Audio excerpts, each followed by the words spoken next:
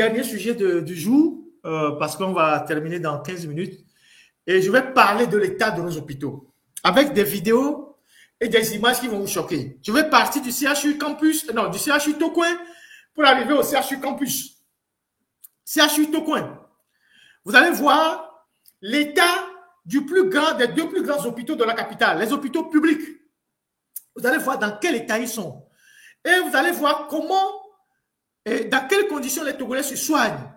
Si c'est encore des hôpitaux qu'on peut les appeler, je vais vous passer toutes ces images-là au fur et à mesure et je vais commenter à la dernière minute. Et donc, on va commencer par le CHU Sylvanus Olympio, qui ressemble à une poubelle à ciel ouvert, à un centre de réfugiés, tout sauf un hôpital. Le bâtiment qui est vieillot, qui est en délabrement, les murs qui s'effondrent, et tout est sale dans cet hôpital-là. Et pourtant, ça ne choque personne. Cet hôpital, le site était l'un des tout premiers sites de l'aéroport au Togo, avant que l'aéroport ne soit déplacé dans le quartier de Baie. Après, on a construit l'hôpital là-bas dans les années 55 ou je ne sais pas quoi, avant l'indépendance.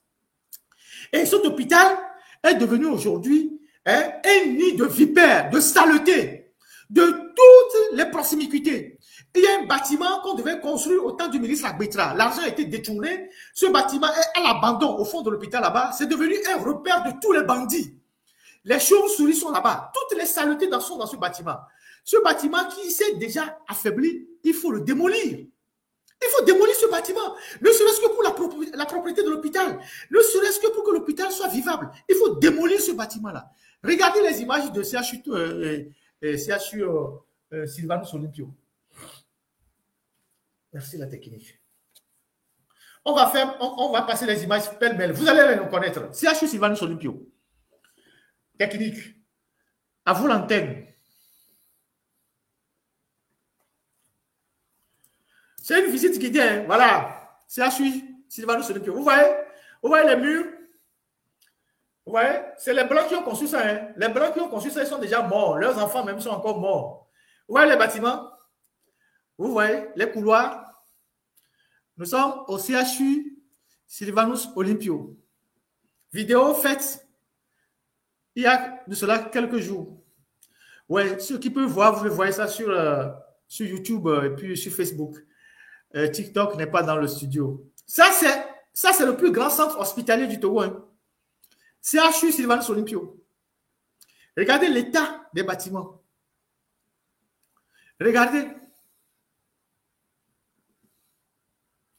Regardez, là où les gens se soignent, la pédiatrie, les urgences, regardez. Regardez l'intérieur des bâtiments.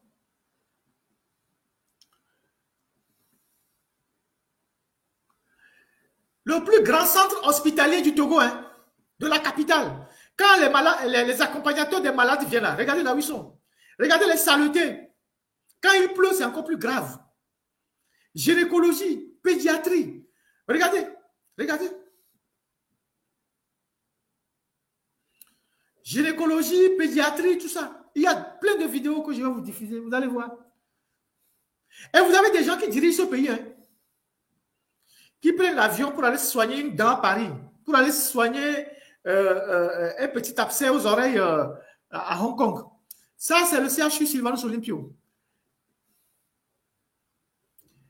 Mais quoi que gléo pour dire à calo tant était un télévisio simple peinture à calo balou à calo non ça n'a calo la civito mais quoi pas là mais quoi que pas mais pour regarder comment c'est sale, regardez les portes, regardez les murs, regardez les détritus, les saletés.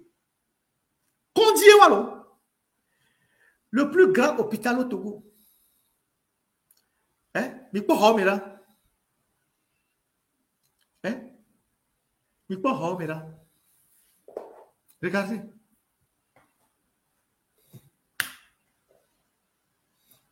Il quoi pas bien. Voilà. Amora so cropote so dare on no danu. Hein? Amora so adopo dare on no zozo. Parce que il n'y a pas un système d'eau chaude dans l'hôpital. Hein? Il n'y a pas un système d'eau chaude dans l'hôpital.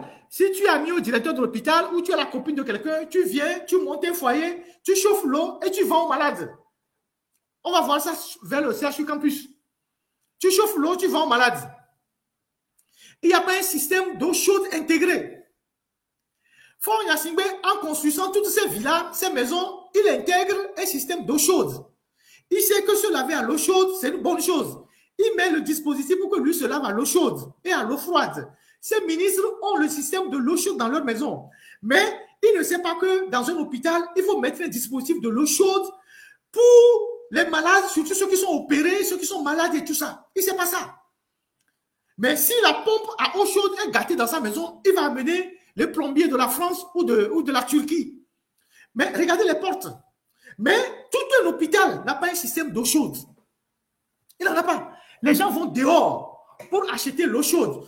Oh ben, les pharmacies que les CHU, tout comme face les fous, à Horo, mais les fous, toutes les maisons qui sont à côté, en face de l'hôpital, là-bas, on vend de l'eau chaude dedans. Le seau est à 300 francs. Pour certains, c'est à 500. Hein? Voilà. Regardez. C'est l'hôpital, ça. Ici, on dirait que c'est une mosquée où les gens ont enlevé leurs chaussures. Vous voyez ça?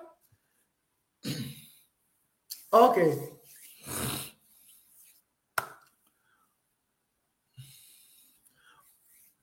On va quitter, on va voir toutes les photos du CHU Tocoin et puis on va aller au CHU Campus. Parce que je vais faire un grand commentaire après. Vous allez voir le commentaire que je vais faire. Ça, c'est les commentaires juste sur les vidéos. Mais il y a un autre commentaire après qui ramène tout un dossier. Et donc, vous avez quelqu'un qui gouverne le Togo pendant 20 ans. Il n'a pas eu l'idée de démolir ce bâtiment vieillot, ce dispositif qui est dépassé et de construire un hôpital moderne sur ce site-là. On est toujours à Tocoin. Regardez. Troisième vidéo, on est toujours à Tocoin. Il n'a pas eu l'idée de démolir cette vieillerie-là et de construire un hôpital moderne. Ça, c'est... Nous sommes en saison sèche. Quand il pleut là, vous allez voir comment l'eau est partout là-bas. Et sinon, on a fini. C'est dans ces conditions qu'on se soigne. C'est tous les Togolais qui se soignent ici. Que tu sois de UNIR, de la CDPA, de DMP, de quoi ANC, de quoi, que tu sois musulman, chrétien, que tu sois de toutes les ethnies là, c'est ici qu'on se soigne. Tous les Togolais se soignent ici. Et les gens, tout le monde meurt ici. Pour faute de soins. Donc, ce n'est pas une question de unir ou je ne sais pas quoi. C'est ça. Vous voyez les poubelles? Vous voyez?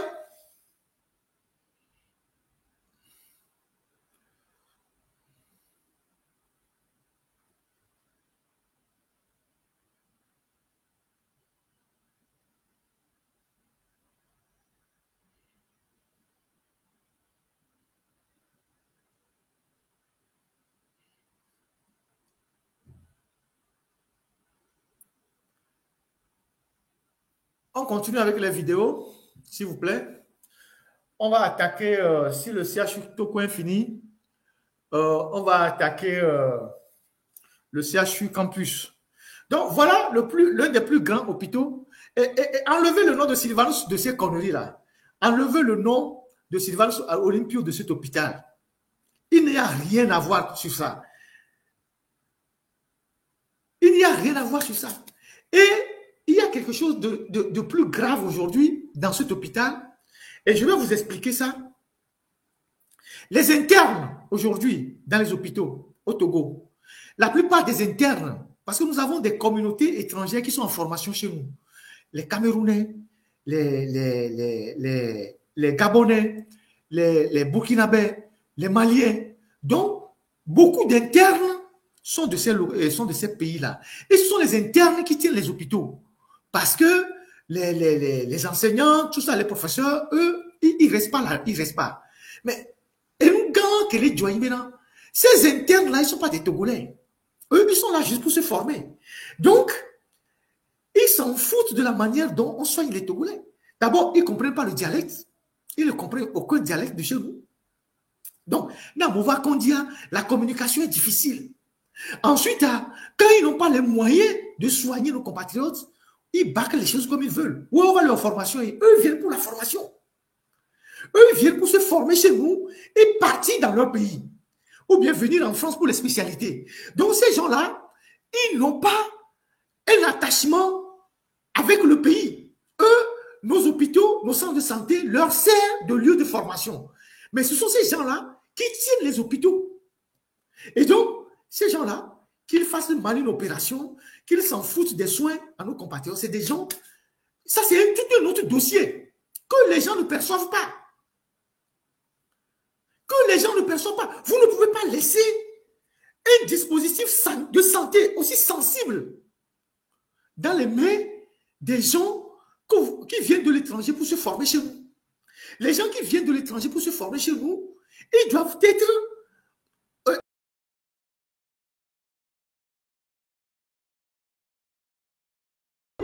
sous la responsabilité. On abandonne les hôpitaux, surtout les internes, dans les mains des étrangers.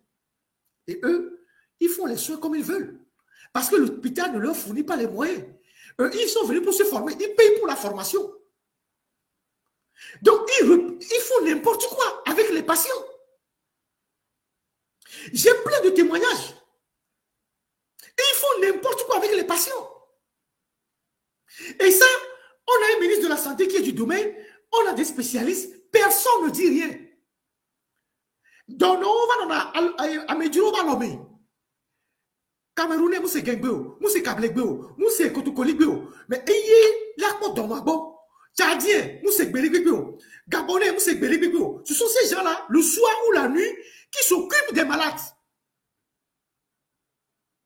Mais comment voulez-vous qu'ils puissent administrer de bons soins? Et ils ne sont pas payés. Et ils ne sont pas payés. Donc, ils font ce qu'ils veulent. Ils font ce qu'ils veulent avec les malades. Ils font ce qu'ils veulent avec les malades. Parce que nous avons joué. Ouais, on va aller en formation et eux, ils viennent se former et ils repartent dans leur pays. Ici, on est au campus. Voilà le CHU campus. Vous voyez? Mais quoi qu'on va me pourrir? Mais quoi qu'il y a? Vous voyez les toiles d'araignée? Je vais vous montrer le bureau des internes. Arrête la vidéo ici. Vous voyez ici? Technicien, arrête la vidéo. Vous voyez ce bureau-là? Arrête la vidéo ici. Vous voyez ce bureau-là? C'est le bureau. Attends. C'est la salle des internes et des 2S en médecine. Le bureau que vous voyez là. C'est la salle des internes, des 2SS et des médecins au CHU campus. Mais quoi bureau? C'est la salle où font les réunions, les internes, les 2S et les médecins au CHU campus. CHU campus, c'est la salle des internes, des 2S et des médecins au CHU campus. Vous voyez ça? Les malades sont devenus des cobayes, comme quelqu'un l'écrit. Mais les quoi? Mais quoi? Donc, il interne, et à mon collègue 2S, ça coûte, ça, c'est le premier bureau que je vous ai montré. Ensuite, on va aller au service de neurologie. Toujours au CHU campus. Service de neurologie. Mais quoi, c'est Antoya? Mais quoi, vous voyez les bâtiments?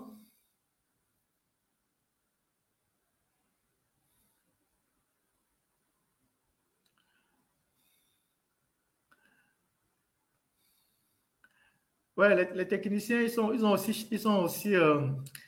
aussi très chargés, hein, ne leur tenez pas rigueur parce que dans notre studio, il n'y a que 5 vidéos. Donc, le studio ne prend que 5 vidéos. Après, il faut importer d'autres vidéos. Voilà les toilettes. Voilà certaines toilettes. Au CHU, ça c'est encore acceptable. Vous allez voir d'autres toilettes tout à l'heure.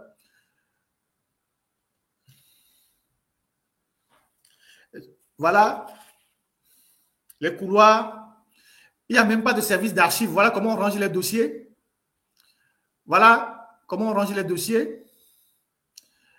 Regardez les murs. Regardez les toits. Quand tu viens à l'hôpital, tu repars avec la maladie. Au moins, tu auras au moins la gale ou quelque chose comme ça. Si tu es, comment on appelle ça? Si tu es allergique à certaines choses, tu vas repartir avec la maladie. Hein? Un hôpital, hein? Un hôpital, et pas n'importe lequel. CHU Campus, c'est un hôpital universitaire. Vous voyez les toilettes? Vous voyez les couloirs? Vous voyez les lits? Vous voyez les lits? Retenez sur la vidéo là, le lit vert là. Ici? Si, reviens sur le lit vert, si c'est possible. Vous voyez les lits? Il peut toquer au fond. Vous voyez ça? Vous voyez les saletés? Vous voyez l'état des lits? Vous voyez le lit? Les toilettes ici. À mon les diaspora même. Ici? On l'a abattu pour marquer là, on peut maintenant. On ben, on tout frère de douane. On bloqué nous les ports. À mon les diaspora, on l'a abattu. Ils ont des tas de lits qu'ils sont venus pour offrir cadeaux. On a des amis qui sont en Allemagne, à Bremen. Ils ont convoyé au Togo des conteneurs de lits et de matelas. Ils ont dit, pour venir faire du cadeau. Il y a des communautés dans la ville de Bremen qui ont cotisé. Ils ont acheté des lits et des matelas. Ils ont bloqué le matériel au port. Que non, qu'ils doivent payer la douane. Alors que les gars, ils sont venus pour faire des dons aux hôpitaux. Ils ne sont pas venus pour vendre. C'est actuellement bloqué. Je ne sais même pas s'ils ont débloqué ça. Les gars ont cotisé. Ils ont levé des fonds pour acheter des lits, des matelas, beaucoup de matériel d'hôpital. Ils ont fait le shipping. C'est-à-dire, ils ont payé le fret. Ils ont amené tout ça en conteneur. C'est bloqué au port de Lomé. Que non, que ça ne va pas passer. Il faut que l'autorité décide. Et nous, et plusieurs Togolais ont été victimes de ça. Les gens qui ont ramassé beaucoup de matériel médical pour venir offrir aux hôpitaux. Ne serait-ce que des lits pour remplacer les vieilleries là. Ils ont refusé. Continuez de balancer les images.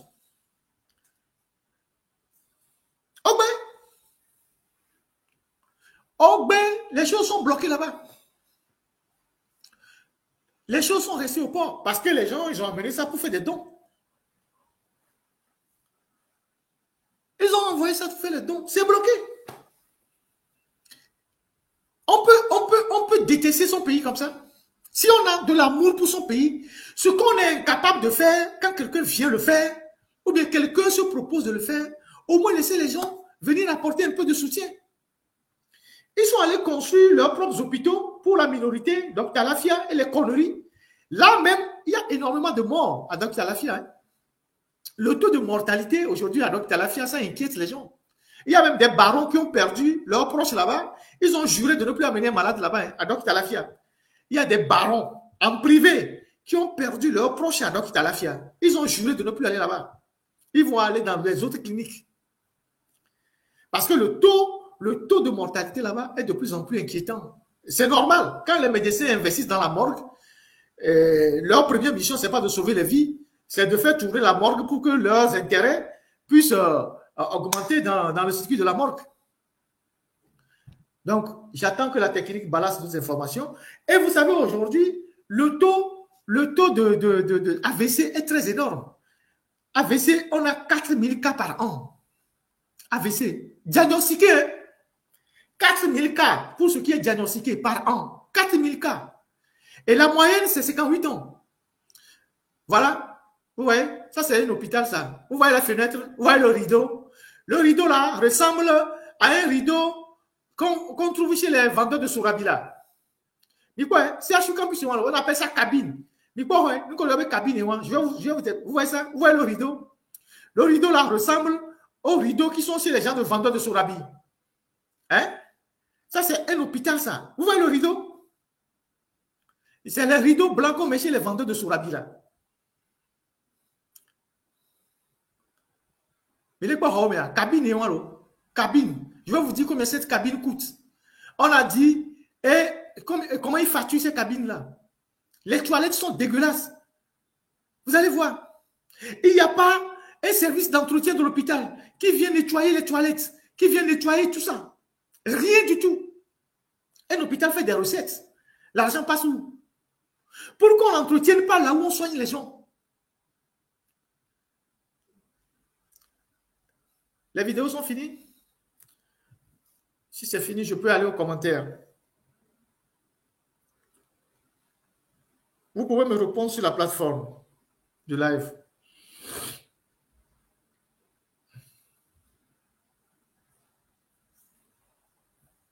OK. Donc, je reviens sur le CHU Campus. Il y a un système qui est en place au CHU Campus qui est un système d'escroquerie. Tu viens pour faire le scanner. Le scanner est à 45 000 au CHU Campus. Et le scanner n'est pas dans la même clôture que l'hôpital. C'est juste à côté, en face d'une agence de banque, là où on avait mis le premier scanner de Débré, là. Le scanner bizarre de Débré qu'on a apporté et on nous a amené les étudiants à aller danser là. Voilà, c'est là-bas qu'ils ont mis le scanner. Et il faut payer 45 000 francs pour le scanner. Le CHU Campus n'a qu'une seule ambulance qui n'est jamais disponible. Le CHU, Centre Hospitalier Universitaire, il n'y a qu'une seule ambulance qui n'est jamais disponible. On vous dira que l'ambulance n'est pas disponible. En tout cas, on fait tout pour que l'ambulance ne soit pas disponible. Normalement, dans les 45 000, le transport de la salle d'hospitalisation vers le scanner est compris dedans. Mais ils font tout pour que l'ambulance ne soit jamais disponible.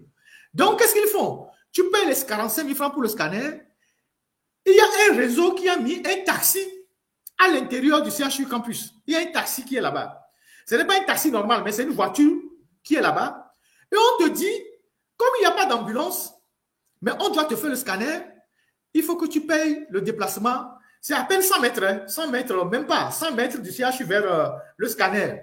Donc, le taxi, la voiture qu'ils ont là-bas, c'est le réseau, la voiture qui est là-bas, te prend pour amener le scanner à 4 000. Non, tout scanner, mais gavo 45 000 là. Normalement, ambulance, il y a quoi le scanner là. Ambulance, les 4 pour les pamés. Vois, oh, tu ambulance, on a donc alors on a ambulance, on faut. On a quoi, mais coucou, il y a filé. Alors, mais loué, il y a filé. Vois 45 000 pour toi. Ambulance, mais gars, mais la coco, et ambulance, qui la coco, scanner, il est galé. Vois, oh, on a tué tu ambulance, on a nani, bélo, ambulance, les capés. Si je suis campus sur l'ambulance, les capés.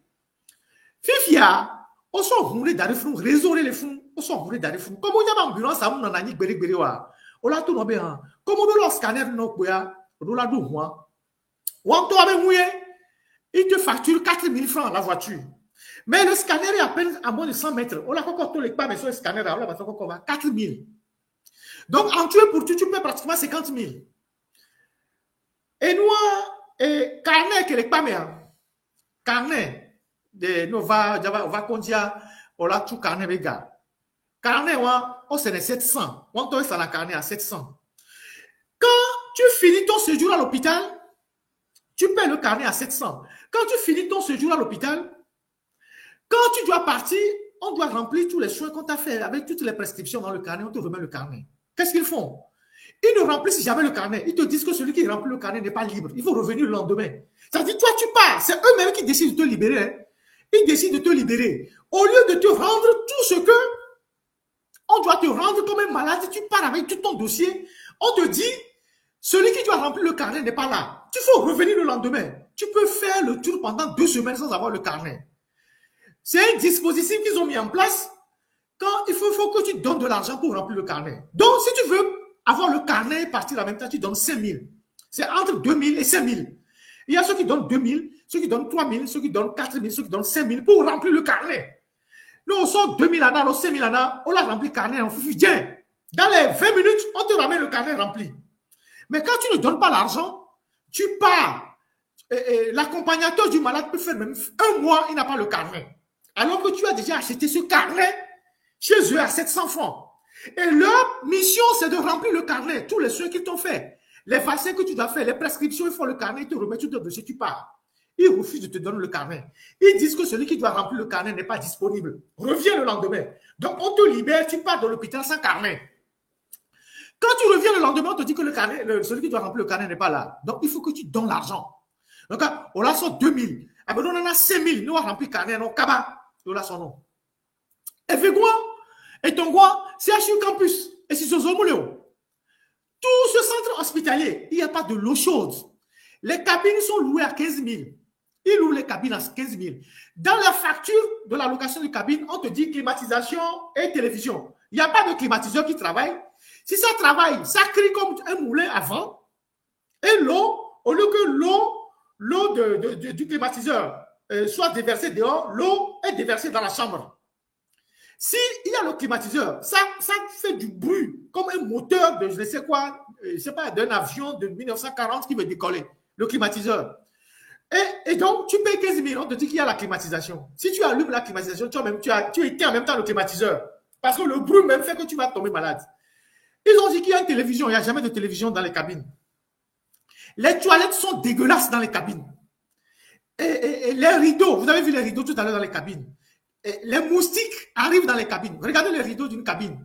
C'est ça ce qu'ils appellent. Les toits sont décousus. C'est ça la cabine qui loue 15 000. Donc, tu payes 15 000 pour un service qu'on ne te rend pas. Parce que, à la base, ils disent la cabine, c'est télévision, c'est climatisé, et il n'y a rien de tout ça. Quand il y a le climatiseur, c'est que il faut boucher les oreilles pour dormir. Ça, c'est ça. Il n'y a pas l'eau chaude. Donc, il n'y a pas l'eau chaude dans tout l'hôpital. Dans le système de l'hôpital, il n'y a pas l'eau chaude. Ici, c'est Zomolio. Donc, il t'a entendu réseau, allô, le directeur, je ne sais pas qui, il y a un réseau là-bas. Quelqu'un a amené sa femme qui vient là-bas avec son foyer et son ami de croupote au couteau, nous qui valida topo, dona sizozo, les CHU campus Bekpame. Et Koura il prend l'eau de l'État, elle chauffe et elle vend l'eau. 300 francs, 200 francs par seau. Vous imaginez le nombre de malades. C'est-à-dire, la seule chose qu'elle achète, c'est le charbon. Et le foyer qu'elle amène, son comporte coup à cas, elle doit s'y payer, et elle doit s'y isoler, quand il pas. Vous voyez qu'on est même à l'époque même de précambier, c'est-à-dire, nous sommes à une époque même qui est révolue. Le Togo fonctionne comme on était encore à l'ère, je ne sais pas quoi. C'est-à-dire, même dans l'Égypte ancienne, ça ne fonctionnait pas comme ça. Le Togo est tellement 100 ans, 1000 ans en arrière qu'on ne sait même pas à quelle époque le Togo est. Donc, les dames là, elles viennent, ce sont des gens de la famille, c'est un réseau. Ils viennent là-bas, ils chauffent l'eau, ils mettent leur foyer, les cropotes là, elles chauffent l'eau et elles vendent l'eau 200 francs, 200 francs, 300 francs, 300 francs. Donc, nous, on y donne. On les met décidé, donc on n'allait pas, mais et leur usine tourne sans arrêt. Parce qu'à tout moment, on a besoin de l'eau chaude. Donc, eux, leur usine, ça tourne sans arrêt. C'est un hôpital de CHU, hein? Hôpital universitaire. C'est HUI Campus. On amène le charbon avec un foyer pour chauffer de l'eau et vendre aux malades. Nous sommes en 2025. Il n'y a pas un dispositif d'eau chaude intégré à l'hôpital et dans les chambres des malades. Il n'y en a pas. On amène, c'est-à-dire, vous pouvez imaginer ce que je suis en train de dire. Ceux qui font les caricatures là, vous pouvez imaginer qu'au sein d'un hôpital, quelqu'un vient déposer son foyer et elle chauffe l'eau avec le charbon et elle vend aux malades. Chaque seau c'est 300, les seaux c'est 200, les seaux c'est 400.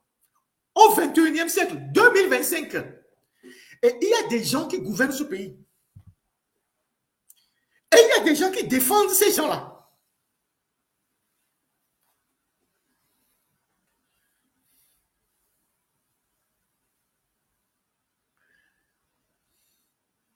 J'ai parlé des toilettes. Les malades qui ne sont pas suivis convenablement. Chaque médecin ou infirmier qui passe, il prescrit ses produits. Parce qu'ils espèrent que le malade va mourir, ils vont voler les produits. Chaque médecin qui passe, chaque infirmier, chaque assistant, il prescrit ses produits. Déjà que le scanner, quand on te fait le scanner, on te dit qu'il n'y a pas quelqu'un pour interpréter le scanner. Et pourtant, si tu es malade, on doit t'opérer, on doit intervenir. Il faut attendre que quelqu'un vienne interpréter le scanner. Au Bénin, là, au Bénin à côté, le SAMU, au Bénin. Ça fait plus de 10 ans qu'il y a le SAMU au Bénin. Ils ont même un hélicoptère. Ils ont des hélicoptères pour le SAMU. Le Ghana a des hélicoptères pour le SAMU. La Côte d'Ivoire a des hélicoptères pour le SAMU. C'est-à-dire on évacue les malades par l'hélicoptère. Le Bénin en a. La Côte d'Ivoire en a. Le Ghana en a. Sont nos voisins immédiats. Ils ont des hélicos pour évacuer les malades. Au Togo, la seule personne qui a le droit de monter dans un hélicoptère, c'est Ford Yassibé. Au Togo, la seule personne qui a le droit de monter dans un hélicoptère, c'est Ford Yassibé. Au Bénin, il y a des hélicos pour transporter les malades. Au Ghana, il y en a plein. La police même ghanéenne a des hélicos. La police ghanéenne a des hélicos. La police ivoirienne a des hélicoptères. La police ghanéenne a des hélicos. La police ivoirienne a des hélicos. Le SAMU en Côte d'Ivoire a des hélicos. Le SAMU au Ghana a des hélicos. Le SAMU au Bénin a des hélicos. Au Togo, il y a une seule ambulance pour tout un CHU. CHU Campus. Centre universitaire de recherche. Une seule ambulance. Encore faut-il vérifier si c'est une voiture médicalisée. Parce que quand on parle ambulance, ambulance là c'est vague. Est-ce que c'est une voiture vraiment médicalisée?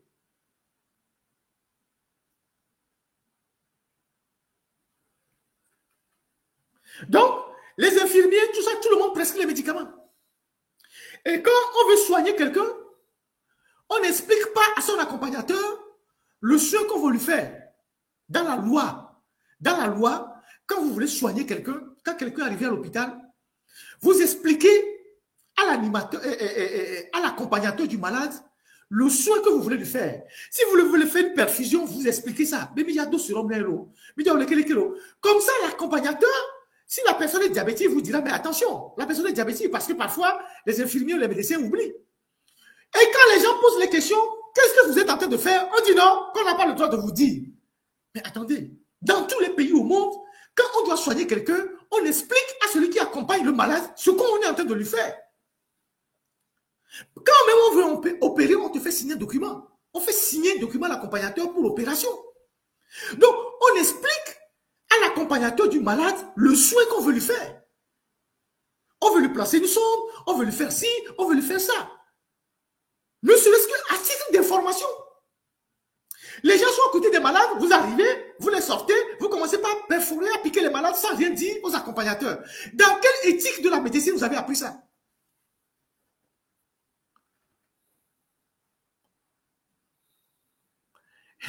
Quelqu'un dit dans les commentaires, on te demande ta profession, dit je chauffe de l'eau au CHU pour vendre. Ça c'est beau ça. Chauffeur d'eau au CHU Campus pour vendre. Mais c'est intéressant. Mais c'est vrai en plus.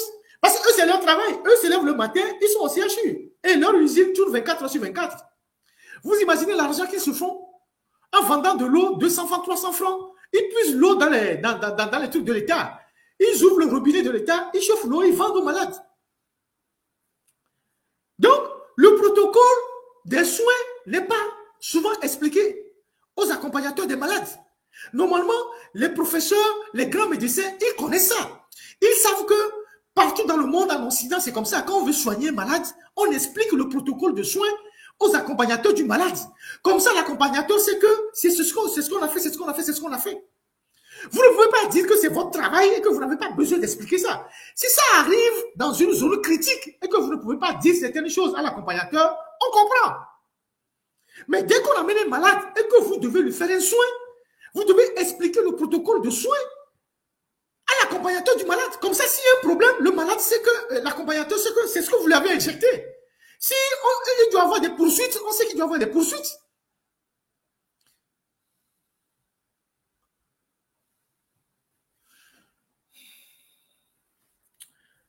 Voilà ce que j'ai voulu partager avec vous sur ce qui se passe dans nos hôpitaux. Et je répète que aujourd'hui, avec le taux très élevé d'AVC, 4000 cas par an, 4 diagnostiqués, et les femmes sont les plus nombreuses à être atteintes. Et l'âge moyen, c'est 58 ans. Les jeunes qui font AVC à 30 ans, 34 ans, 28 ans, il y en a plein aujourd'hui dans les hôpitaux. Les gens meurent tous les jours d'AVC. Parce qu'on mange mal, et les nourritures qu'on mange sont cancérigènes. Les gens sont tellement pauvres qu'ils mangent tout et n'importe quoi. Les gens font la fièvre typhoïde et tout ça. Et on enterre les gens chaque week-end. AVC, AVC, AVC. Et les structures de santé n'existent pas pour prendre soin des gens. Alors, vous verrez des adjouvis comme ça, ou je ne sais pas qui, les Bahara, qui vont aller dire que oui, le Togo a voté l'assurance maladie universelle, les gens ont des soins de santé, tout se passe bien dans le pays. Je reviendrai sur l'assurance maladie la semaine prochaine.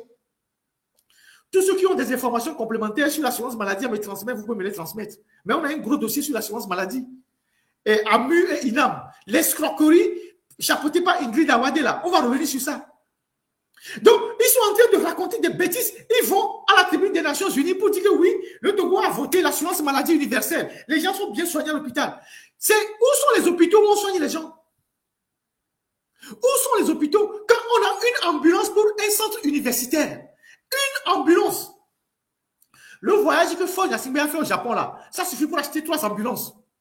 Le voyage inutile que Faure Gnassingbé a effectué au Japon, là, l'argent là suffit pour prendre 3 ambulances pour le CHU campus. Voilà ce que moi j'ai à partager avec vous aujourd'hui. Le live a été un peu long. Je ne vais pas vous garder longtemps. Il y aura certainement d'autres lives qui vont prendre le relais. Je voulais juste inviter les Togolais face à la situation catastrophique de notre pays. Comme l'avocat l'a relevé dans sa lettre au bâtonnier, comme aujourd'hui la situation qui frappe nos frères dans les banques, comme la situation qui a frappé nos frères avant dans les Togo Télécom, dans Sotoko, dans toutes les institutions où on licencie les gens. Comme aujourd'hui, l'économie du pays qui est totalement à terre. Les boutiques ne marchent plus. Quand tu arrives à Lomé, Lomé n'est pas comme une capitale, une ville. Les restaurants sont déserts. L'économie tourne au ralenti. Les banques, tout ça. Il faut sortir pour manifester le 30 juin.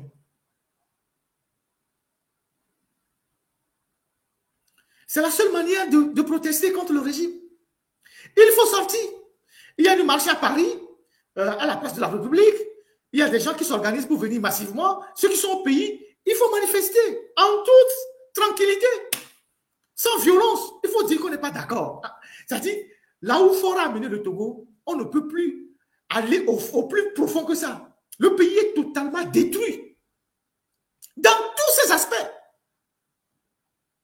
Et comme Mme Nyakade l'a dit, je reviens sur son cas. Vous pouvez donner même 100 ans à Faure Gnassingbé, il ne fera plus rien. Il n'est plus la solution, il est le problème. Il a été le problème, mais il est toujours le problème. Et je voudrais profiter pour lancer un appel aux gens, en leur disant ceci. Togoto, il faut que nous soyons intelligents. Il faut que pour une fois, nous fassions preuve d'intelligence. Ça fait 60 ans que nous combattons cette dictature. Nos parents sont passés, nos grands frères sont passés, nous-mêmes on est en train de passer. Cette dictature qui a des racines inimaginables. Et cette dictature s'est construite autour de la famille Gnassingbé. Et Eyadema est toujours... Les gens sont toujours redevables à Eyadema et à ses enfants pour le service que Eyadema a rendu dans toute cette région et au-delà même de la région. Vous n'avez aucune idée de ce que les services que les Gnassingbé ont rendus aux gens dans cette région. Même aux Blancs. Là où ils ont investi beaucoup d'argent que vous ne pouvez pas imaginer. Et que ces gens-là leur sont toujours redevables. En 2017, quand Alpha Condé s'est invité dans la crise togolaise, j'étais l'un des rares journalistes, vous pouvez retrouver mes journaux, qui disait il ne faut pas faire confiance à ce monsieur-là. Les gens ont dit non, que c'est quelqu'un qui a longtemps fait l'opposition, il est leur gars, ils vont aller faire. On a vu ce qu'Alpha Condé a fait après, avec la classe politique. Il a vendu les gens. Parce que Alpha Condé, quand il avait eu des problèmes en Guinée avec Lansana Conté qu'il avait enfermé, condamné à mort, c'est Eyadema qui l'a sauvé. Et c'est Faure qui allait le chercher pour le mettre dans le circuit.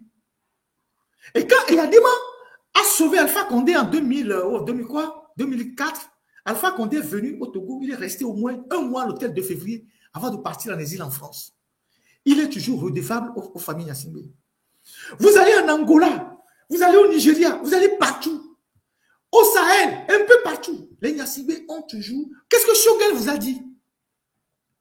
Qu'est-ce que Shogel, qui est aujourd'hui en prison, je ne vais pas le plaindre, parce que quand tu prêtes ton dos comme une échelle à des poutistes, en croyant que c'est ton heure qui a sonné, une fois que les poutistes s'installent, ils te liquident. C'est ce qui lui est arrivé. Qu'est-ce que Shogel vous a dit? Que ce que la famille Gnassingbé leur a fait, ils leur sont toujours redevables. Shogel vous l'a dit. Donc, les racines de cette famille-là sont tellement dissimulés. Vous allez en Allemagne, en Bavière, il y a des gens investis dans les entreprises là-bas. Et il y a une oligarchie allemande en Bavière qui soutient toujours les Gnassingbé. Vous allez au Japon avec les réseaux Sasakawa, un peu partout. Et donc, un régime qui a réussi à avoir des ramifications partout, qui a un trésor de guerre de 60 ans, qui a des relations de 60 ans, qui a des réseaux pendant 60 ans, que vous combattez pendant 60 ans. Ce régime ne peut s'effondrer qu'avec l'appui des gens de l'intérieur. C'est d'ailleurs une logique. Les régimes autoritaires s'effondrent par des dissidences. C'est même biblique. Qui a trahi Jésus? Il mangeait dans le même plat que Jésus. C'est biblique. Qui a trahi Jésus? Il mangeait dans le même plat que Jésus. Vrai ou faux? C'est pour ça que dans certaines dictatures, comme en Corée du Nord, comme dans certaines dictatures de l'Amérique latine à l'époque, on n'accepte pas les dissidences. Dès que tu ouvres la bouche, on t'exécute. Lisez les livres d'histoire. Mais cultivez-vous. Comment vous voulez arriver à bout d'un régime comme ça si de l'intérieur, le régime ne s'effondre pas ou des gens de l'intérieur ne participent pas à faire tomber le régime? Parce que le régime, il continue pas à faire aussi du mal aux gens qui sont à l'intérieur. Parce qu'une dictature, elle tue en interne, elle tue en externe. Les Katanga sont aujourd'hui en prison. Les Pacha sont en prison. Le dictateur, il surveille l'intérieur, il surveille l'extérieur. Parce qu'il sait que son plus grand danger, c'est les gens qui sont à côté de lui. Et ceux qui sont aussi dehors. Donc, si aujourd'hui, il y a des voix dissidence qui sortent du régime, on ne demande à personne de les porter en triomphe ou de les porter en héros. Mais ces voix-là, on les apprécie, on les encourage pour qu'il puisse y avoir d'autres personnes pour lâcher le régime. Mais ceux qui sont là à raconter des histoires, si demain matin on se réveille un matin, et il y a un soldat qui dépose Faure Gnassingbé, vous allez dire que c'est parce que c'est un soldat qui a déposé Faure Gnassingbé que vous n'êtes pas d'accord que Faure Gnassingbé n'est qu'à revenir au pouvoir? C'est ce que vous allez dire? Si c'est le cas, vous faites quelle lutte? Comment on peut se débarrasser d'une dictature sans les gens qui sont dans le système et qui veulent aussi que le système tombe? Si demain matin, un officier se lève au Togo là-bas, il dépose Faure Gnassingbé, vous allez dire que c'est parce que c'est un officier? Vous n'êtes pas d'accord? Donc Faure Gnassingbé n'a qu'à revenir. Au moins, on aura fini avec les Gnassingbé et leur réseau. Celui qui vient, s'il ne fait pas la volonté du peuple, on va le combattre. Il sera plus facile à dégager que les Gnassingbé qui ont des réseaux partout aujourd'hui. Il faut être tranquille parce qu'ils ont des réseaux partout. Il y a des choses que vous ne pouvez pas imaginer. Je vais vous raconter une histoire. Dans les années 67 à 70, il y a eu la guerre de Biafra avec Emeka Ojukwu pour les jeunes. Parce que dans cette lutte-là, il y a beaucoup de jeunes qui manquent d'informations et qui pensent que, bon, c'est l'histoire qui guide le présent. Quand vous n'avez pas l'histoire, la vraie histoire, pas celle que les gens racontent n'importe comment. C'est elle qui guide le présent. Ojukwu, vous savez, la guerre de Biafra, tous ceux qui ont soutenu la guerre de Biafra, la France, la Côte d'Ivoire, le Gabon, tout ça. Là. Et donc, Ojukwu, qui était le chef de cette révolte-là, qui voulait une sécession du Nigeria oriental, majoritairement composé des Igbo, était face à une répression terrible. Mais il cherchait des soutiens à gauche, à droite, les armes partout. Alors, Ojukwu, dans les années 70, avant 70, 69, je pense, a fait passer un avion au Togo, bourré d'armes, beaucoup d'armes et beaucoup d'argent en dollars, des millions de dollars. L'avion devait transiter par le Togo avant d'aller au Nigeria. Et Adema saisit l'avion. Et Adema immobilise l'avion. saisi l'avion par une procédure judiciaire. Je vous dirai plus tard le juriste qui a fait ça et qui est aujourd'hui dans l'opposition. Yadima saisi tout l'avion, l'argent et la cargaison et rencontre au Nigeria. Et cet argent que Yadima saisi, une partie de cet argent que Yadima saisi a servi en partie à construire en partie l'aile droite de la présidence que vous voyez là, à la plage. Vous voyez la présidence, il y a l'ancien bâtiment dans lequel Sylvanus était, et puis après il y a eu le bâtiment nouveau qui a été construit de ce côté. Donc, cet argent, une partie de cet argent est rentrée dans la construction de ce bâtiment. Pas tout l'argent, parce que déjà dans les années 67 à 70, le Togo n'avait pas suffisamment d'argent. Donc, une partie de cet argent saisi dans l'avion d'Odjougou a servi, a été injecté dans la construction d'une partie de la présidence togolaise. Et le reste, les armes, tout ça, Yadima a rendu compte au Nigeria. C'est comme ça que les généraux nigériens, pour remercier Yadima, ont aidé le Togo à construire une raffinerie. On dit qu'il faut qu'il construise une raffinerie. Et depuis la nuit des temps, les généraux du Nigeria, ils viennent blanchir le pétrole au Togo qu'ils vont vendre après, dans la sous-région. Tout le pétrole que le Togo vend au Gabon, là, ça vient d'où? Ça vient d'où?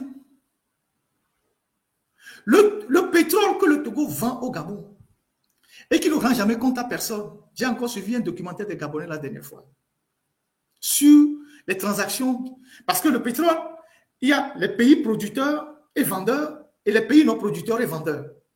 Pour l'instant, ce qu'on sait, en attendant d'autres preuves, le Togo n'est pas producteur, mais il est vendeur. Les chiffres de la Banque mondiale, tout ça le disent. C'est du pétrole raffiné. Une grande partie, à part quelques armateurs qui amènent, mais une grande partie de ce pétrole vient du Nigeria. Et c'est le Togo qui couvre ce business-là. Donc, la famille Gnassingbé, incarnée par Faure aujourd'hui, c'est-à-dire, c'est le symbole même de tout ce qui se passe. Quand il y a des mains morts, qu'est-ce que Chirac a dit? J'ai perdu un ami personnel. Vous savez ce que Chirac gagnait? Ce n'est pas du pétrole brut, c'est du pétrole raffiné. Même les gens du Gabon le disent, c'est du pétrole raffiné. C'est du pétrole raffiné. Et nous, on a fait une enquête. Il y a des journalistes du Nigeria qui sont allés jusque sur le marché là-bas. On connaît bien ce marché-là. J'ai fait des publications sur ça. Et donc, qu'est-ce que Chirac a dit? Qu'il a perdu un ami personnel. Vous savez ce que Yadima a fait à Chirac dans toute sa carrière politique? Faure en est un acteur majeur. Donc, cette famille, une fois déracinée, ce serait un grand pas pour le peuple togolais. Après, on verra le reste. Donc, s'il y a des gens qui se lèvent aujourd'hui, qui disent qu'ils ne sont pas d'accord, c'est comme quand quelqu'un quitte Satan pour aller vers Dieu, les anges se réjouissent. On ne demande pas de porter ces personnes en triomphe. Au moins, on apprécie l'effort que ces personnes font pour apporter aussi leur contribution à la lutte. Parce que de ces fissures-là, ces fissures vont affaiblir le système. Ces fissures vont affaiblir le système. Puisqu'on n'a aucun moyen, vous avez la moindre idée du nombre de Togolais qui tournent autour du Togo, qui ont des idées contre ce régime, qui n'arrivent jamais à trouver le soutien. Vous pensez que vous êtes les seuls à lutter contre le régime Faure Gnassingbé? Il y a des milliers de Togolais qui ont des moyens, qui se promènent tous les jours, qui cherchent des moyens, des appuis contre le régime togolais. Ils n'en ont nulle part. Parce que partout où ils passent, les gens disent « Ah, si c'est les Gnassingbé, on n'est pas dedans. Hein. Si c'est les Gnassingbé, ils nous ont rendu service une fois. Si c'est les Gnassingbé, on n'est pas dedans. Hein. » Vous-même, vous avez vu à Kara comment les anciens chefs d'État sont venus là-bas. Le Togo, c'est un guichet automatique pour toute la région. Les gens viennent prendre de l'argent et repartent. Donc, vous n'êtes pas les seuls dans la lutte. Il y a des gens qui sont dans la lutte sans visage. Dieu seul sait comment ces gens-là se battent. Mais ils n'ont d'appui nulle part, dans aucun pays de la région. Parce que Les Nyasingbe ont verrouillé tout ça. Donc, le jour où on aura déraciné les Nyasingbe, on aura affaibli tous ces réseaux-là. On aura affaibli tous ces réseaux. Et ce serait un pas de gagner dans la lutte. Après, on va gérer le reste. Qui a fait quoi? Qui a fait quoi? Qui a fait quoi? Si quelqu'un vient, il ne fait pas la volonté du peuple, il sera plus facile à combattre que la famille Nyasingbe, qui a les réseaux en Israël, partout dans le monde. En Turquie, partout dans le monde. Vous savez le nombre de... comment le Togo couvre la mafia internationale? Les bateaux poubelles. Je ne sais pas comment on appelle ça. Le Togo qui vend son pavillon. Vous voyez tous les bateaux qu'on arrête en haute mer. On dit battant pavillon togolais qui trafiquent la drogue, qui trafiquent des armes, tout ça. Parce que tous les pays ne délivrent pas des récépissés ou c'est pas des autorisations pour porter leur pavillon. Donc, tous les bandits du monde, quand ils cherchent à couvrir les activités mafieuses, ils viennent acheter les pavillons. Et le Togo est l'un des pays qui vend les pavillons. Un seul pavillon peut être vendu à 1 million de dollars, 2 millions de dollars. Vous savez qui prend cet argent? Et donc, ces pirates-là, ces mafieux-là, ces bandits-là, ils sont redevables à ce régime. D'une manière ou d'une autre. Nous avons écrit sur les pavillons que le Togo vend aux étrangers.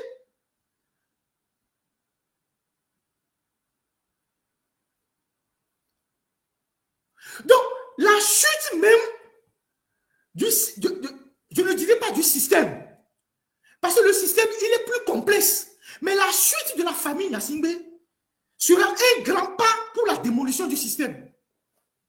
La chute de Fort Nyasingbe, quel que soit celui qui le met à terre, c'est un grand pas.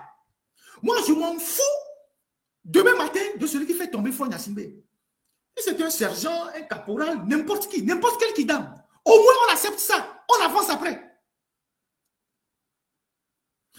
Notre problème au Togo, c'est que ce que nous sommes incapables de faire, quand quelqu'un essaye de le faire par jalousie, on le combat, on l'envie. On essaie de le détruire. Cette pauvre dame qui a pris tous les risques, parce qu'elle n'a pas besoin de faire cette sortie, elle pouvait se taire, elle pouvait rester tranquille. Vous voyez comment tous les gens du régime sont en train de l'assommer, l'insulter, rentrer dans sa vie privée, la traiter de tous les noms d'oiseaux. Elle pouvait rester comme ça. Elle dit non, moi je suis dans la famille présidentielle, j'ai tout, j'ai de l'argent, j'ai une retraite. Je m'en fous que le Togo bascule ou pas, ce n'est pas mon problème.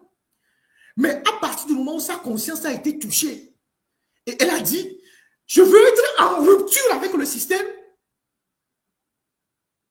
on apprécie et on avance. La politique, parfois, c'est les alliances de circonstances pour un objectif commun. Demain, vous ne pouvez plus être ensemble. Vous avez vu la Côte d'Ivoire? Je demande à la technique de me montrer cette photo que je vais projeter.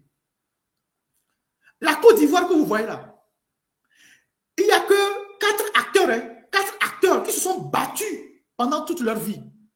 Il y a Gbagbo, il y a Bédié, il y a Ouattara. Plus leur suppôt, 3 acteurs, plus leur suppôt. La Côte d'Ivoire. Qui parmi vous, quelqu'un comme Guillaume Soro, a été un pur produit de Gbagbo? Parce que c'est Gbagbo qui était la caution morale de la FESI. La FESI qui a formé tous ces étudiants bouillants, c'était un mouvement de gauche. C'est Gbagbo qui était leur caution morale. Mais Guillaume Soro, il a fait avec Gbagbo. Il s'est retourné contre Gbagbo. Il s'est même réjoui qu'on a déporté Gbagbo à La Haye. Qui parmi vous sait que Alassane Ouattara et Gbagbo étaient dans le même front contre Bédié? Alassane Ouattara et Gbagbo étaient dans le même front contre Bédié en 2000. Aujourd'hui, ils se battent à mort. C'est la politique. Quand leurs intérêts étaient communs, ils se sont mis ensemble. Alassane Ouattara et Gbagbo étaient dans le même front contre Bédié en 2000, qui s'appelait le Front républicain. Parce que en ce moment précis, leurs intérêts convergeaient. Après, leurs routes se sont séparés. Et ils continuent de combattre. Ils continuent de combattre. Soro a navigué entre Gbagbo, Bédié, Didier Ouattara, tout ça. Aujourd'hui, il a servi Ouattara, aujourd'hui, il est dehors.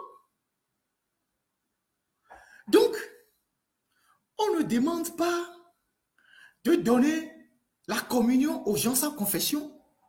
Mais si des gens ont le courage de rompre avec une dictature, il faut apprécier l'instant et avancer. Parce que de la multiplication des défections autour de Faure Gnassingbé, son régime va se précipiter, va tomber. Il faut avoir une culture politique pour comprendre ça. Il faut avoir une culture politique pour comprendre ça. De toute façon, avec nos mains nues aujourd'hui, nous n'avons aucun moyen de faire tomber Faure. On essaye, tant bien que mal, chacun le fait à sa manière, de sensibiliser, de mobiliser le peuple. Mais si des voix dissidentes du pouvoir rallient notre cause,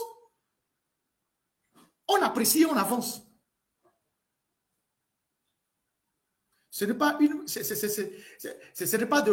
ne s'agit pas de porter ces gens en triomphe. Je vous ai dit que d'une manière ou d'une autre, là, ce que nous sommes en train de faire là, jusqu'à la fin de la dernière bataille là, c'est l'armée qui va basculer.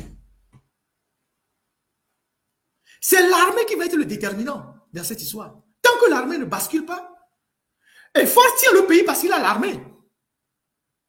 Faure tient le pays parce qu'il a l'appareil sécuritaire. Il a l'armée, il a l'argent pour entretenir l'armée. Donc, de toute façon, tout ce qu'on est en train de faire là, même pour que demain, Faure puisse fuir si nous sommes dans la rue, il faut que l'armée accepte de ne pas réprimer. Pour que Faure accepte de fuir demain ou de lâcher le pouvoir, il faut que l'armée accepte de ne pas réprimer. Moi, j'étais à Ouagadougou, hein, dans le chaudron de la chute de Blaise Compaoré. J'ai appris beaucoup. J'étais au Burkina. Hein. Moi, je ne suis pas un homme de parole. Hein. Moi, je suis un homme de terrain. J'étais au Burkina. Je suis même allé dans la maison de François Compaoré qui a été détruite par les gens. J'étais là. Si l'armée n'avait pas lâché Blaise Compaoré, il n'aurait pas fui. C'est le dernier rempart. Vous pouvez tout faire. À moins que vous veniez avec une force égale à celle de l'armée que Faure tient. Et là, il y aura des dégâts énormes. Donc, ça veut dire que le pays va basculer dans la guerre. Mais tant que vous n'avez pas ça, c'est l'armée qui va prendre conscience et basculer du côté du peuple. Pour que le dictateur comprenne que son heure a sonné. Et il va fuir. Donc, s'il y a des gens dans cette armée-là, ou dans le système, qui lèvent la voix pour dire, nous aussi, nous en avons assez. On n'est pas d'accord. Nous n'avons pas à les pourfendre. Nous n'avons pas à chercher quel est leur agenda. On s'en fout. On s'en fout.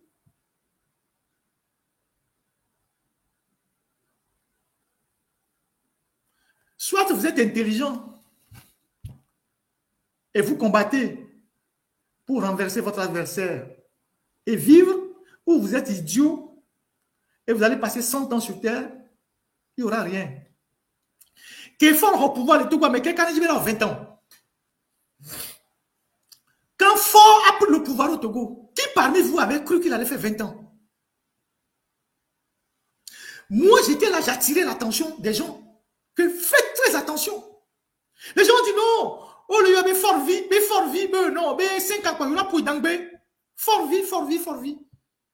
Moi, je suis allé voir des gens comme Agbouibo. J'ai dit, faites très attention à ce que vous êtes en train de faire. Ce gars est plus malin que vous. J'ai fait même des émissions. J'ai dit, celui qui est en train de vous dribbler une fois, deux fois, trois fois, c'est qu'il a de l'avance sur vous. Ils ont dit non, que c'est un gamin, ils vont le malaxer, Qu'est-ce que ça, Agbouibo disait, moi? Il disait en vernaculaire que non. J'ai dit, maître. Ils ont dit non. Là, on se réveille. Faure fait 20 ans. La chance que nous avons aujourd'hui, c'est que pendant ces 20 ans, il a fait aussi beaucoup de dégâts dans son propre camp. Pendant ces 20 ans, il a fait beaucoup de dégâts dans son propre camp. Aujourd'hui, ceux qui cherchent la chute de Faure, ils sont encore plus nombreux dans son propre camp. Y compris même dans la famille même présidentielle. Ses propres frères, personne n'est derrière lui. Peut-être à part Nyasingbe et là, la Nyasingbe. Personne n'est avec lui. Personne n'est avec lui. Il a fait plus de dégâts à l'intérieur du système. On a vu comment il a liquidé tous ces gens qui l'ont porté au pouvoir. Les Tidjani, vous pensez que ces gens, ils n'ont pas d'enfants, ils n'ont pas de frères, ils n'ont pas de famille? Les Katanga aujourd'hui qui sont en prison. Pourquoi quand Fort et Akara, ils s'entourent de toute une armée? Mais quand il a Lomé, on ne voit pas autant de dispositifs militaires. Parce qu'il a peur. Donc, soyons intelligents.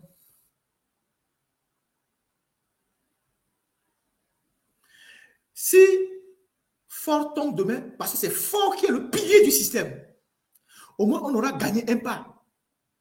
Quel que soit celui qui le dépose. Après, on va gérer le reste.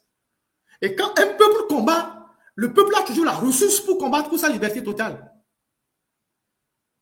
Quand on combat, on a toujours les ressources pour combattre jusqu'à la fin. Il est plus facile de combattre quelqu'un qui vient d'arriver sans aucune, je sais pas quoi, aucune ramification, que de continuer par combattre quelqu'un qui a des réseaux partout. Je vous ai parlé tout à l'heure avec le Nigeria, au Djougou. Il y a plein d'autres histoires. Hein. Vous avez les anciens rebelles les anciens rebelles de Sierra Leone, tout ça, des gens là qui viennent faire les affaires au Togo. Vous n'avez aucune connaissance de ce qui se passe au Togo. Rien du tout.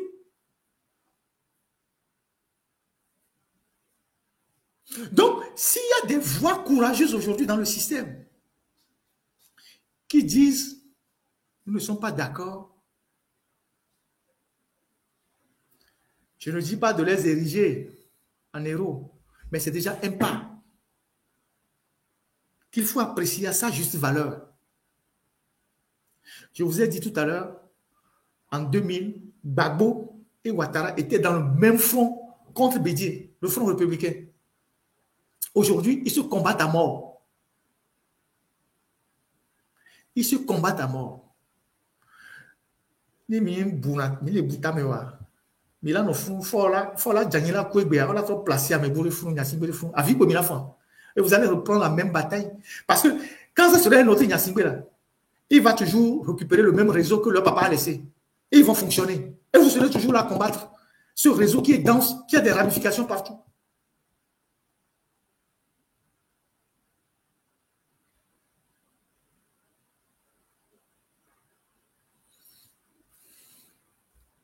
Voilà ce que j'ai voulu partager avec vous parce que j'ai vu que, j'ai observé que avec Nakadé, il y a eu beaucoup de gens qui sont sortis, qui ont fait des analyses, et qui ont commencé par lui jeter la pierre et tout ça. Mais qui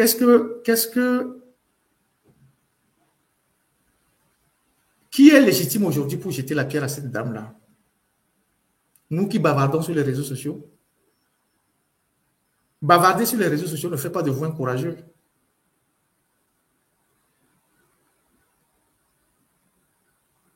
Bavarder sur les réseaux sociaux ne fait pas de vous un courageux. Le courage, c'est être sur le terrain et dénoncer l'arbitraire.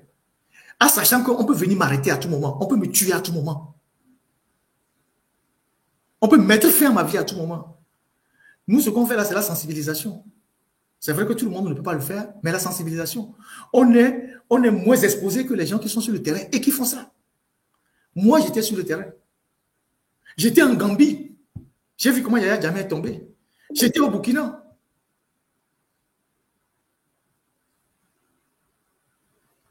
Il faut avoir de la culture politique pour analyser les faits politiques. Si vous refusez de réussir ensemble, vous allez mourir comme des bêtes ensemble. Le temps de la justice viendra. Le temps de la reddition des comptes viendra. Qui a fait quoi viendra plus tard. On aura le temps, tout le temps pour ça. Quand on aura fermé la page des Nyasimbe, on aura le temps pour demander à chacun qu'est-ce que tu as fait dans ce pays. Qu'est-ce que tu as eu à faire dans ce pays? Qu'est-ce que tu as fait dans ce pays? Parce qu'on retrouvera les gens.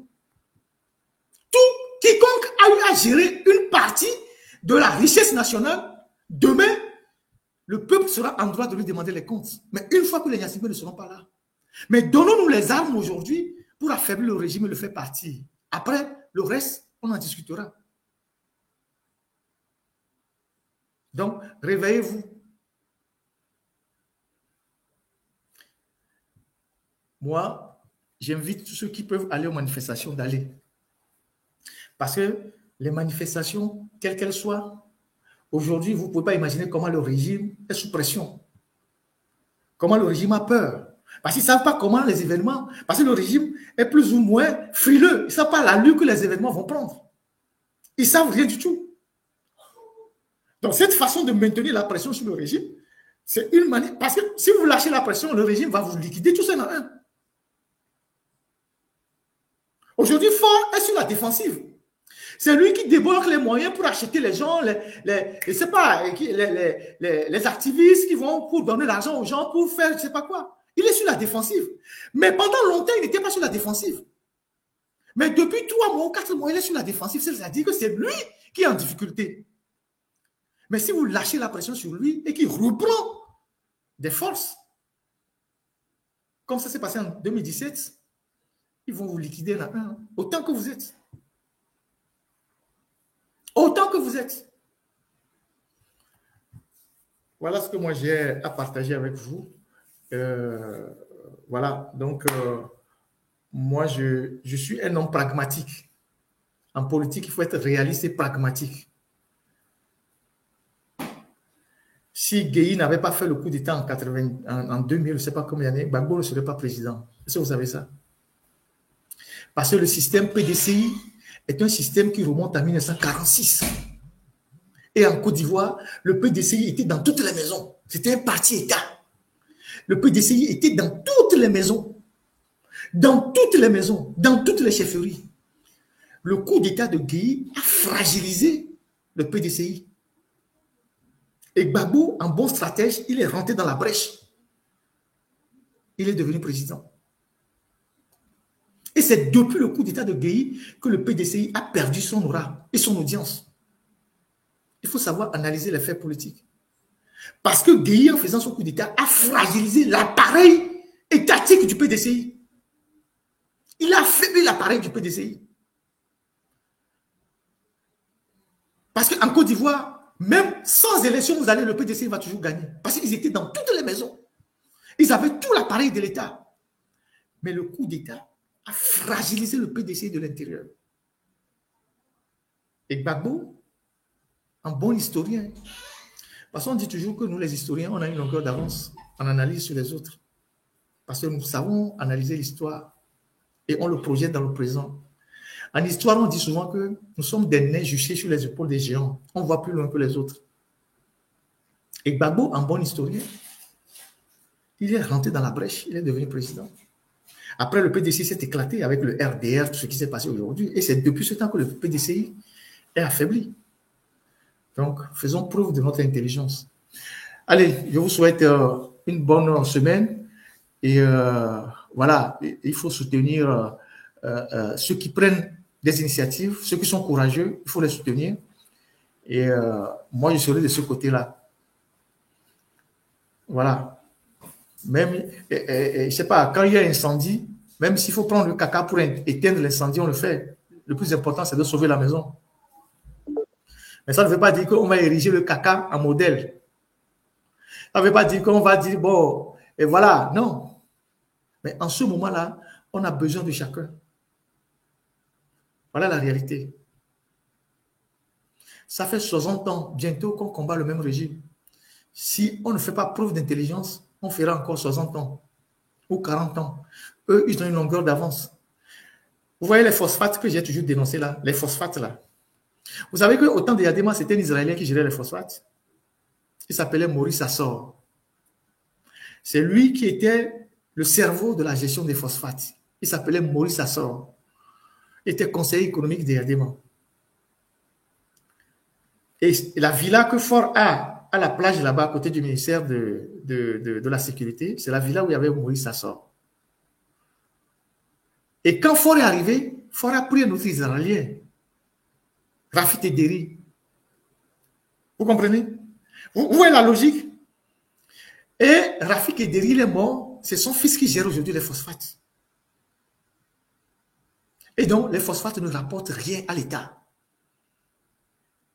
Pour vous dire que ce sont des réseaux qui sont là et qui vont au-delà des enfants.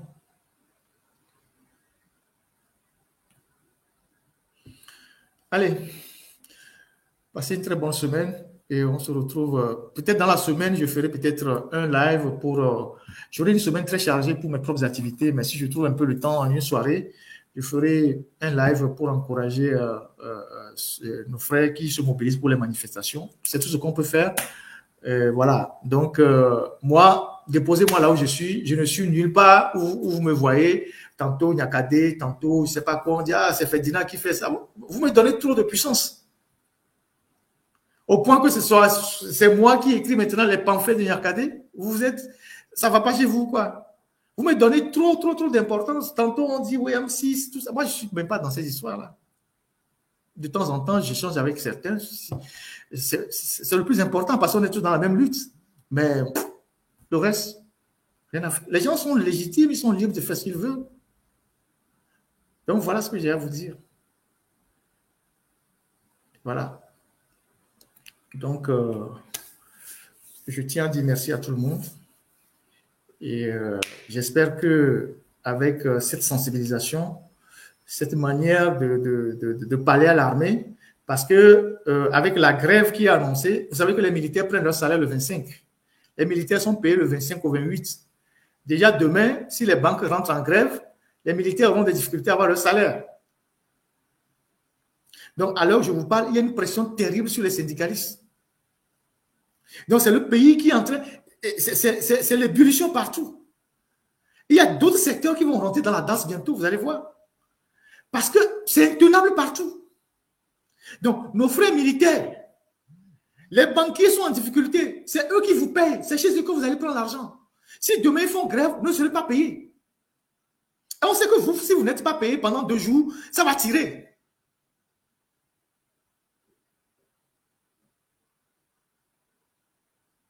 Donc, aujourd'hui, les banquiers qui font grève, moi, je ne peux pas vous dire que j'ai quelqu'un là-bas qui est dans... Mais moi, je porte leur combat. Je n'ai pas besoin, je porte leur combat. Même si demain, ils sont satisfaits, ils retournent même supporter Fonya Singbe. Ce n'est pas un problème. Mais je porte leur combat. Parce que ce qu'ils sont en train de faire nous permet de mettre en lumière la mauvaise gestion de Fonya Singbe. Je vous dis, si vous voyez dans ces banquiers-là qui sont licenciés, il y a plusieurs qui sont de UNIR. Je peux dire que ça ne m'intéresse pas, ils n'ont qu'à se débrouiller. Mais j'ai passé 30 minutes ici à parler de Sunu-Bank. L'énergie que je déploie pendant 4 heures de temps pour parler, je peux l'utiliser à autre chose. Mais tant que, même si c'est un caillou qu'on peut prendre pour taper sur le régime, il va tomber là. On prend le caillou, même si ce caillou nous a fait tomber entre-temps. Et puis, que mi cli et mi jania ne pe wa mi so gbamango la tidia mi so gbamango la tidi me wa popetia ne va régler pe abenya et pe ke ni cli jania ne pe wa mi so gbamango la tidia mi so pe so gbamango ke me va bio pe abenya de nkenti be na mi jani do ma.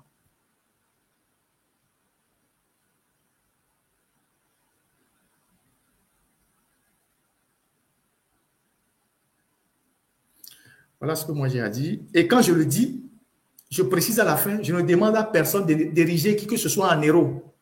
Jamais.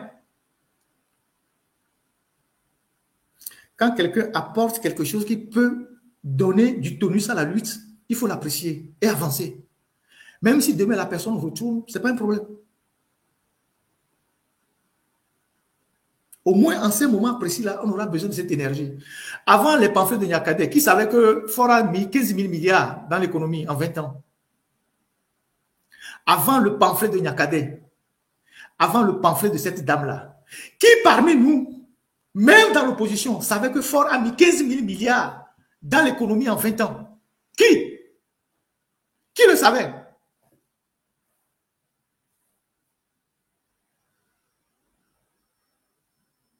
Qui le savait? Moi, je suis journaliste. Vous savez comment je m'informe? Vous avez le pouvoir qui est infiltré qui a infiltré tous les réseaux de l'opposition, les activistes, tout ça là. Et le même pouvoir, vous n'êtes pas capable de les infiltrer pour avoir les informations. Comment vous voulez fonctionner? On combat une dictature en vase clos.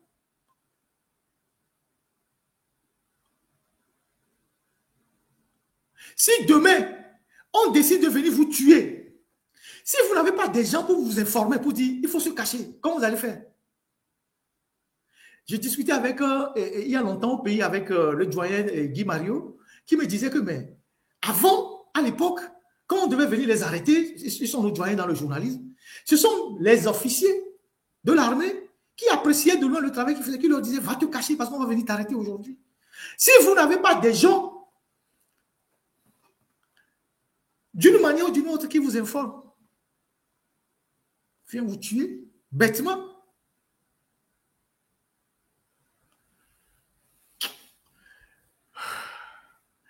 Allez, merci à vous tous. Passez une bonne semaine. Plus forts ont triomphé de leur raison. J'ai fait 5 heures. Nous sommes considérés moins que des chiens. Les acquis sanguinants parlent ainsi. Un chef qui n'a plus pour trône qu'un rocher. Et pour royaume qu'un coin dans le maquis. Combien de temps restera-t-il caché?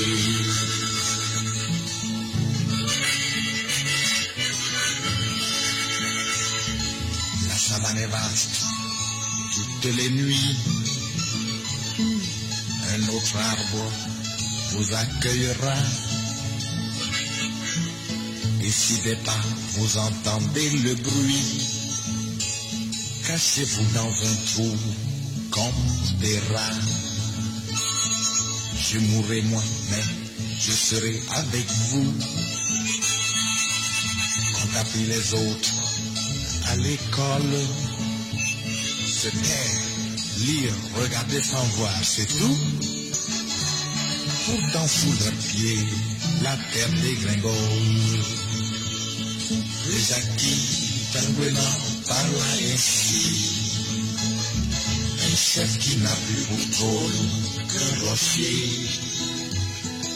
Et pour royaume qu'un coin dans le maquis.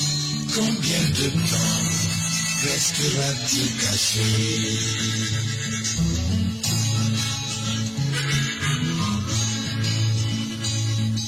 Les vautours se disputeront son corps. Les liens suceront ses os dévêtus. Sous vos yeux qui regardent sans remords. Imbécile pour qui il s'est battu. Les acquis sanguinants parlent ainsi. Un chef qui n'a plus pour trône qu'un rocher.